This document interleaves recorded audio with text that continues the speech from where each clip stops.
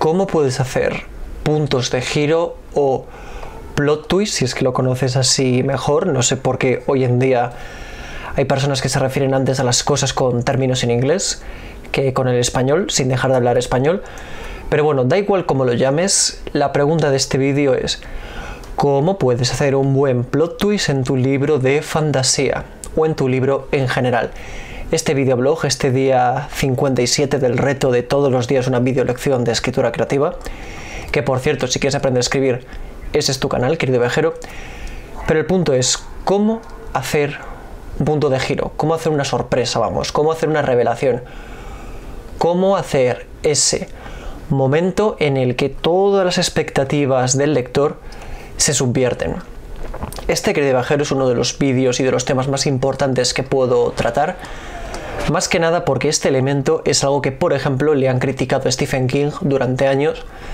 Siempre ha sido acusado de no saber cómo resolver sus historias, y estamos hablando de uno de los escritores más prolíficos del siglo XX y XXI. Así que si tú quieres saber hacer buenos puntos de giro, buenas revelaciones, ponte muy cómodo, ponte muy cómoda. En este vídeo notarás que el formato es muy minimal, muy directo. Yo estoy aquí dibujando una ilustración de mis libros precisamente, así que tú te puedes escuchar esto mientras desayunas, mientras cenas, mientras comes, mientras vas al trabajo, mientras estudias no, pero a menos que estés estudiando para hacer un libro. Pero el caso está en que te puedes poner esto de fondo, hacer un poquito de, hablando de usar términos ingleses, multitasking, vamos, multitarea. Y si te lo escuchas varias veces, sobre todo en la mañana, sobre todo en la noche, si lo pones en práctica, te garantizo que cuando llegues a ese punto clave de tu libro, esa parte va a ser muy recordada, va a ser muy elogiada, y si a lo mejor el libro hasta ese momento era un 6 o un 7, va a ascender al 8 o al 9. Así que préstame mucha atención, toma buena nota, y luego ya pues vendrán las horas en algas, las horas de poner esto en práctica en tu propia novela. ¿Cómo hacer un punto de giro? Bien, en otros vídeos, creo que en el día 50, hablamos básicamente de cómo evitar los clichés, y hablé repetidas veces de, por ejemplo, el caso de Severus Snape. Y ese ejemplo lo voy a traer de nuevo aquí. Tú tienes que pensar que un punto de giro tiene que ser algo que cumpla las expectativas del lector, que de alguna manera sea algo que te has podido ver venir, pero aunque de alguna manera el lector se lo vea venir, tiene que estarlo bastante bien metido, en un momento bien escogido y contado de tal manera que sea una sorpresa. En otras palabras, o en menos palabras, tiene que ser una sorpresa que a pesar de todo cumpla las reglas. Y no solo voy a sacar el ejemplo de Severus Snape, sino que voy a sacar el ejemplo del Yo soy tu padre de Star Wars, y también, para mí, el que es uno de los mejores giros de toda la ficción, la muerte de Ned Stark. Así que, obviamente, si no te has visto Star Wars, El Imperio Contraataca, si no sabes quién es Ned Stark y no te has visto Juego de Tronos, aunque esto ya técnicamente te lo acabaría de haber destripado, pero bueno, tú me entiendes. Y si por supuesto no sabes quién demonios es Severus Snape ni su giro, pues todo eso lo voy a destripar con detalle en este vídeo. Yo imagino que todo esto ya lo sabías, pero bueno, por si acaso. Y lo siento si alguna persona que vivía en una ermita le he destripado la muerte de Ned Stark. Bueno, seguro que hay alguien que no ha visto Juego de Tronos y se lo acabo de decir. Que oye, también es un poquito un honor ser el que te destripe que Ned Stark muere en esa serie. Da igual, el punto. Spoilers, te destripo todas esas películas y libros. Vamos con el primer ejemplo, el de Severus Snape. Vale. Desde que empieza la historia de Harry Potter, están con el tema de que al chico le han salvado de alguna manera sus padres, de que el chico es huérfano, de que sus padres no están. Luego en la Piedra Filosofal te cuentan de que lo que le salvó de Voldemort fue el sacrificio de Lily. Y otro tema con el que están R que R durante toda la saga es con Snape. ¡Qué malo es Snape! Jopetas con Snape. ¡Ostras tú, Snape! Esos dos temas están durante toda la saga rondando en mayor o menor medida al protagonista. De alguna manera, la ausencia de sus padres y la ausencia de figuras paternas afecta a Harry a lo largo de la historia, y de alguna manera las acciones, la conducta, las intervenciones de Severus Snape también afectan al protagonista a lo largo de los libros. Eso está ahí en todo momento. Claro, te van contando, según llega el prisionero de Azkaban, según llega la Orden del Fénix, según llega el misterio del príncipe, que Severus fue compañero de los padres, que Severus tenía un pique con el padre, que se llevaba muy mal con el padre. Y ahí te van dejando pistas y miguitas de pan, que tú, si básicamente empeñabas tu vida para hacer teorías de Harry Potter, podías empezar a hilar cositas. Ya te metí en el tema del supuesto, no sé si lo puedo decir, el racismo de Snape hacia los sangre sucia, su relación con los mortífagos. Te iban introduciendo todo eso, pero al mismo tiempo Albus Dumbledore no dejaba de hacerle hincapié a Harry. Confía en Severus Snape, yo lo hago, es un aliado, puedes fiarte de él, le confiaría mi vida. Y curiosamente, a lo largo de la saga, pese a que Snape está todo el rato requete jodiendo a Harry, de alguna manera siempre acaba, como siendo en los libros anteriores al misterio del príncipe, como una especie de aliado o fuerza que por lo menos trabaja a favor de los héroes. ¿Y qué pasa? Que podría decirse que es un punto de giro. Llega el momento en el que Snape acaba con Dumbledore, que, como digo, es un punto de giro en sí mismo. Y bueno, pues esa sorpresa pues ya te encaja, supone una subversión de las expectativas, pero dentro de lo que ya te han vendido. Pero claro, ahí fue un punto de giro que escondía otro punto de giro. Y es que hasta la mismísima muerte de Albus Dumbledore, el líder de la Orden del Fénix, no era sino una triquiñuela, una estratagema para que el propio Voldemort confiase plenamente en Severus Snape. Y al final todo lo que Rowling fue sembrando de forma discreta, en segundo plano, sin que fuese el tema principal de las historias, lo de Severus siendo compi del padre de Harry, de la misma promoción. La rivalidad de Severus con los merodeadores, su mala relación con Sirius, su mala relación con Remus, el odio que le tiene a Harry, el tema de su relación con los mortífagos, todo eso, todas esas subtramas que relacionaban a Snape, en un principio parecieron que eran lo que justificaba que el tipo fuese malvado, pero al final descubrimos que no, que todo eso fue los orígenes del personaje, pero luego, cuando ya Voldemort asesina a Lily, la mujer de la que Severus estaba enamorado, que ese es el gran giro que nos hacen al final, pues todo su origen, toda su fachada, toda su construcción de villano le sirve de tapadera para efectivamente engañar a Voldemort y ser una pieza clave en la victoria contra el mago tenebroso. Claro, cuando descubres que lo que redime a Snape es el amor, que es otro tema de los libros, todo te encaja a la perfección. No lo has visto venir porque Rowling te lo ha contado todo. Te lo ha contado todo. Que se llevaba mal con el padre, que era mortífago, que de alguna manera Dumbledore confía en él. Pero, lo que se guarda bajo la manga Rowling hasta el momento de las Reliquias de la Muerte es que estaba enamorado de Lily. Y que solo eso, el hecho de que Voldemort la matase, es lo que le motivó a luchar del lado de los héroes, a pesar de todas sus rencillas personales con James Potter, con Remus, con Sirius, a pesar de que Snape per se no es una buena persona, no es una gran persona. Y el caso está en que el hecho de que Rowling se guardase esa cápsula de información fue suficiente para que toda la historia tuviese un vuelco en el cómo la veíamos los lectores y por supuesto también los espectadores de las películas. Para destilar un poquito más el ejemplo de Snape, pues tú en tu historia haz lo mismo. ¿Tienes un giro preparado para tu personaje? ¿Tienes un giro preparado para una facción? Bueno, pues ve soltando pistas, ve dejando caer cosas, ve usando frases en doble sentido, deja elementos en la historia que sirvan como antesala, pero guárdate cosas. Guárdate esa gran cápsula de información que una vez se sepa va a cambiar a la perfección el cómo el espectador ve las cosas.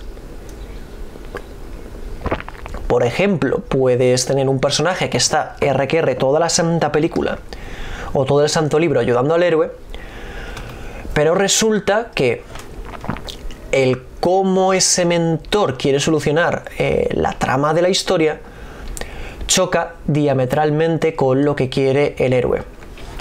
A lo mejor el mentor le ha dado consejos útiles, a lo mejor el mentor ha formado muchos de los valores del prota, pero resulta que a última instancia, pues lo que quiere el prota y lo que quiere el mentor son cosas distintas. O un ejemplo de esto que se me acaba de ocurrir sobre la marcha, Batman Begins, por ejemplo. Pero no me voy a detener ahí, vamos a ir con el ejemplo del Imperio Contraataca. Además, el Imperio Contraataca es incluso un mejor ejemplo porque la decisión de que Vader fuese el padre de Luke no estaba pensada desde el principio. Esto lo sabe todo el que ha profundizado en el making of de las películas, el que se ha leído los libros de cómo se hicieron las pelis. Pero realmente ese giro de tuerca encaja perfectamente en la historia, porque te plantean básicamente un drama paterno-filial de Luke queriendo pues seguir un poco los pasos de un padre ausente, un padre que no ha conocido. Es casi como una manera de Luke de encontrarse a sí mismo, de darle un sentido a su vida. Y claro, si tú de pronto haces que lo que pensábamos que era una sencilla rivalidad de héroe contra villano provocada por la venganza, porque lo único que Ben le dijo a Luke en la primera película es que Vader traicionó y asesinó a su padre, pues claro, Luke va con unas expectativas de la persona a la que se va a enfrentar. Luke tiene una imagen concebida de Vader. En todas las dos primeras películas, Una Nueva Esperanza y El Imperio Contraataca, Luke no ha dejado de trabajar en esa meta de quiero ser como mi padre, quiero ser como mi padre, tengo que ser como mi padre, he dicho ya que quiero ser como mi padre, oye macho, qué guay sería ser un Jedi y un piloto estelar tan chulo y tan flamante como mi padre. Claro, eso Luke ha estado ahí R que R. Y te he soltado pistas, ojo. Yoda, Ben van soltando información de el tema del reverso tenebroso, el lado oscuro, el tema de los Jedi, el tema de la caída de Darth Vader, o sea que la historia la conoces. ¿Cuál es la cápsula de información que afortunadamente nunca rellenó George Lucas? Pues, ¿cuál era la relación exacta entre Vader y Anakin? Antes de él, yo soy tu padre.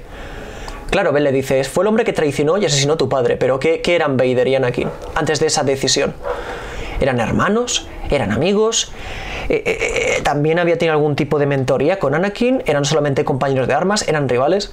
Claro, al guardarse eso, porque de hecho esto no sé si lo sabes, es una curiosidad tremenda de las películas, la frase que Vader le iba a soltar a Luke en el Imperio Contraataca no era yo soy tu padre, era que Ben mató a su padre.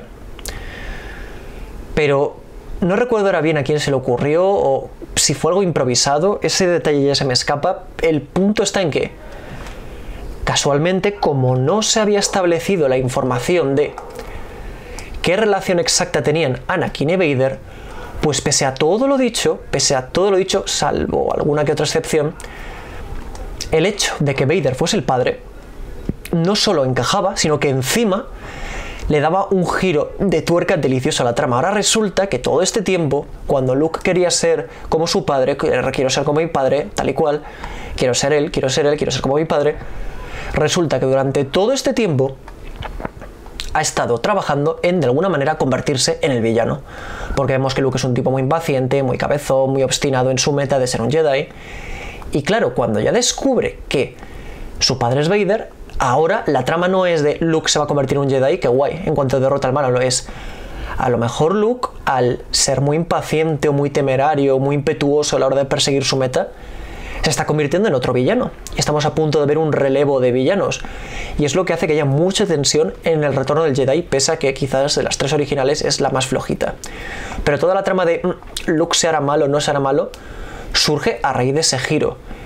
Y claro, si es un giro tan famoso, importante, pues es gracias a esto, porque dio la casualidad de que no habían dado esa información y que cuando la dieron no solo encajaba con toda la información dada hasta ese momento, sino que encima te abría nuevas tramas. Que de hecho es muy curioso el Imperio Contraataca porque supuestamente era la antesala de muchas más películas, luego esa decisión se descartó, pero es el motivo por el que habrían tantas y tantas tramas. Por cierto, un bonus, hay quienes dicen que la decisión de convertir a Vader en el padre de Luke está inspirada en Dune. No voy a decir exactamente esto sí, porque a lo mejor, como son más modernas las pelis y no todo se ha leído Dune, pues a lo mejor esto no se sabe tanto. Pero digamos que hay un giro parecido en Dune.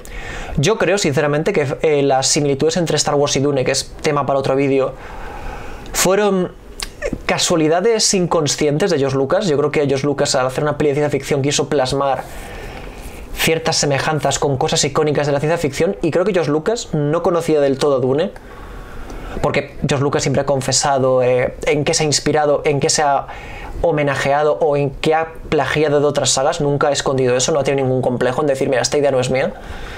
Y yo creo que Dune, como ha calado en tantas sagas de ciencia ficción, tenía elementos muy icónicos y George Lucas los plantó un poco por inconsciencia o por dejadez de no informarse de dónde venía la información. Es mi teoría y yo creo que el giro no viene inspirado en Dune, pero oye, es una similitud, ya cada cual que piense de dónde viene esa decisión. Pero el punto está en que para este vídeo lo interesante es que si logras que esa pizca de información que te has guardado plantee nuevas tramas y nuevos conflictos, el punto de giro, el plot twist será incluso aún más impactante.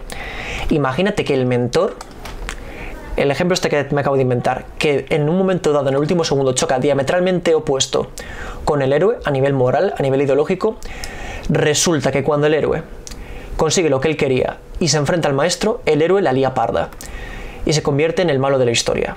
Y el villano, o sea, el mentor, perdón, que a pesar de todo, pues no tiene una ideología muy buena, pues ahora resulta que tenía razón. Y el héroe tiene una depresión, una crisis existencial, y ya tienes pues una tercera parte entera pues, en la que puedes desarrollar este dilema. Y vamos con el ejemplo que para mí es el mejor de todos, que es la muerte de Ned Stark. La muerte de Ned Stark me parece el mejor de todos porque fue, de los tres, el más atrevido, el que más ponía las cosas patas arriba. Porque claro, todo, tanto en la serie como en el libro, te da a indicar que Ned Stark se va a salvar de alguna manera. Ha sido el prota, tiene información valiosa en lo que respecta al pasado de Jon Nieve, entonces de alguna manera tú sientes que el personaje tiene que seguir con vida, pero tú luego cuando lo piensas y lo ves en perspectiva, te das cuenta de que si Ned Stark vive, el gran conflicto del choque de los 5 reyes, los conflictos que veremos en Tormentas de Espadas, todo eso no ocurre si Ned Stark no muere.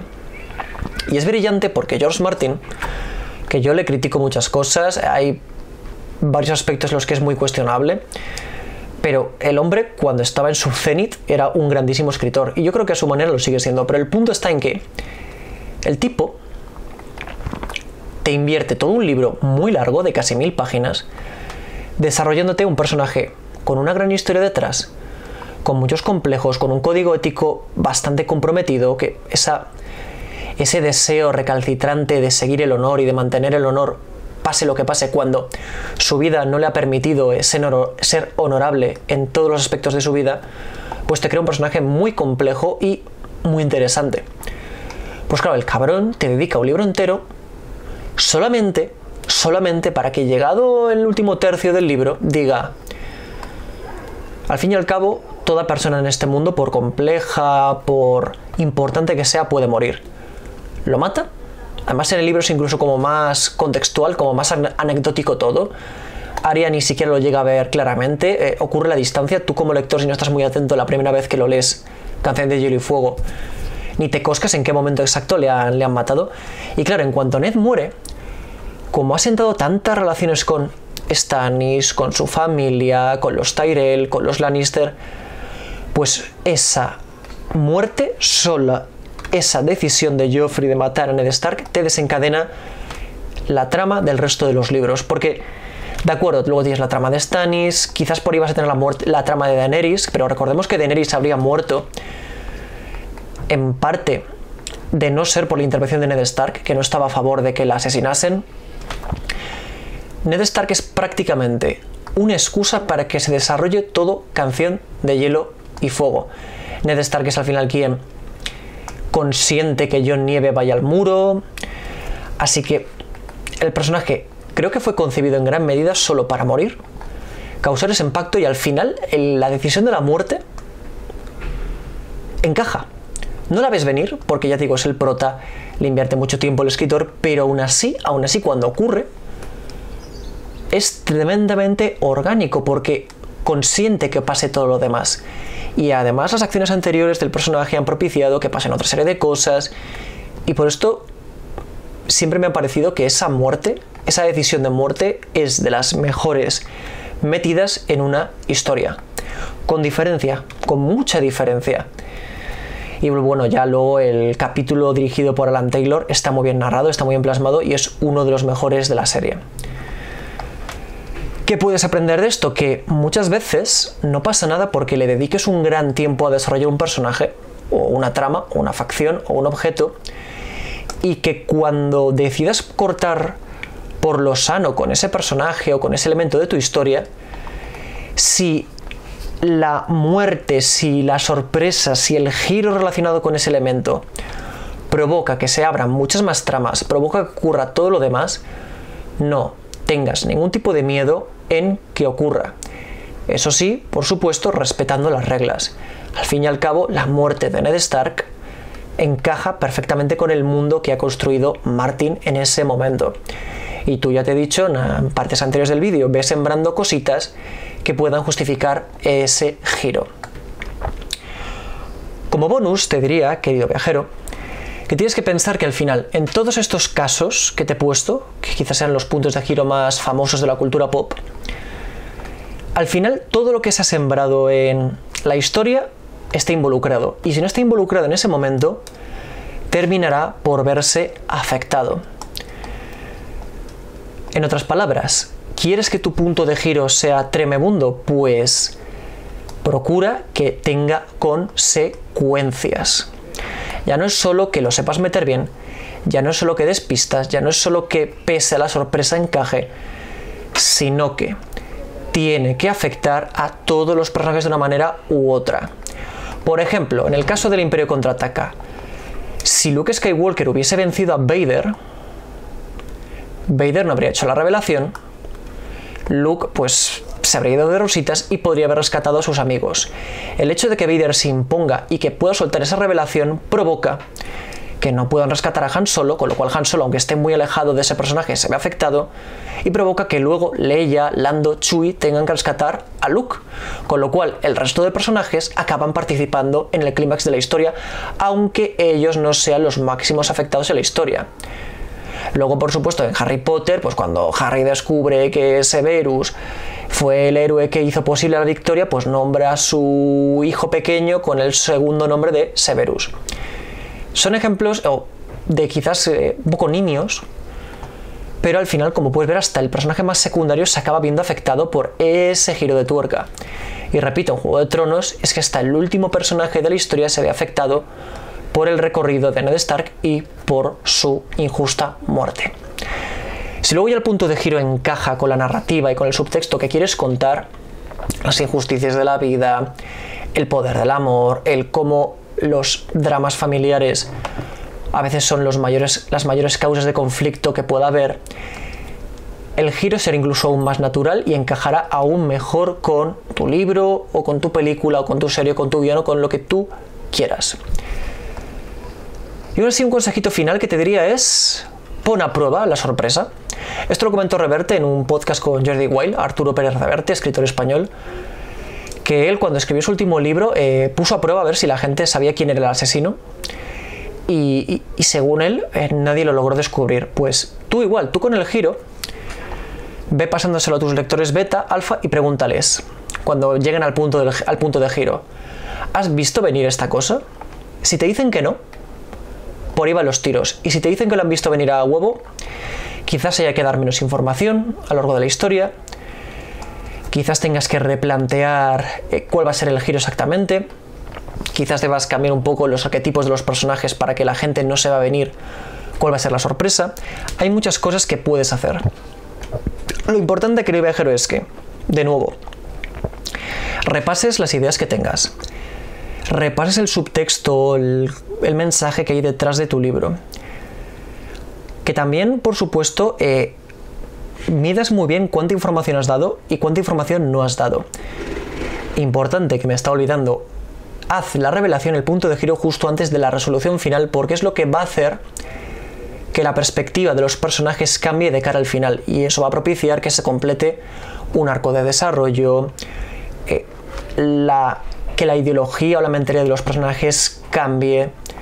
Así que guárdate el punto de giro ya de cara al final de tu libro. Y si se te ocurren más ejemplos de puntos de giro muy bien metidos, te invito a que vuelvas a releer ese libro o veas de nuevo esa película para pensar por qué funcionan o por qué no funcionan, porque también de los malos giros de guión se puede aprender mucho. Y a partir de ahí intentes aplicar las técnicas estas a tu borrador. Así que recapitulando un poco, por resumirlo. Primero, el punto de giro tiene que ser una sorpresa que cumpla, a pesar de todo, con las reglas del mundo. Da información relacionada con la sorpresa menos esa cápsula de información clave. Revisa con tus lectores beta si lo han visto venir y sitúalo al final del clímax. Querido viajero, querida viajera, por mi experiencia, si aplicas todo esto, sabrás hacer puntos de giro muy efectivos para tu libro. Dime si los consejos y la lección te ha servido, dime si lo has aplicado. Y si ha sido así, bueno, pues espero que te haya gustado el vídeo, le puedes dar me gusta, compártelo con todo el que conozcas que quiere escribir su propio libro de fantasía o su libro en general. Por supuesto, te puedes suscribir al canal, que está creciendo de forma estupenda y estoy muy contento y agradecido. Y como recomendaciones finales te diría, pásate por el canal de Pelis con Amigos, porque por ahí subo reseñas y noticias de cine todos los días. Bueno, las noticias son todos los días, las reseñas son cuando tocan, pero que hay vídeos ahí todos los días, igual que aquí.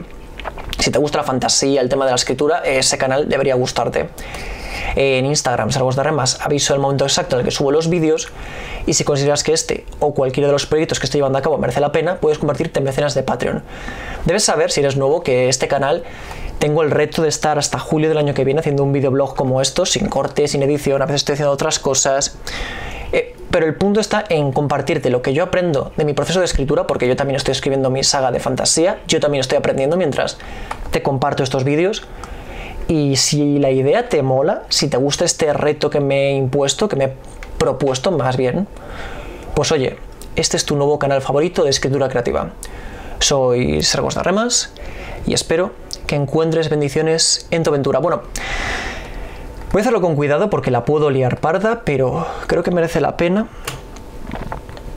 Ya que he estado aquí todo el rato trabajando, oye, pues en este momento sí que deberías ver el vídeo, no tanto escucharlo, pero te estaré enseñando lo que he estado dibujando, que es una ilustración para precisamente los capítulos que ya subí a mi página web de mi primer libro, Guía de Mundo, que es un manual donde explico el mundo de fantasía.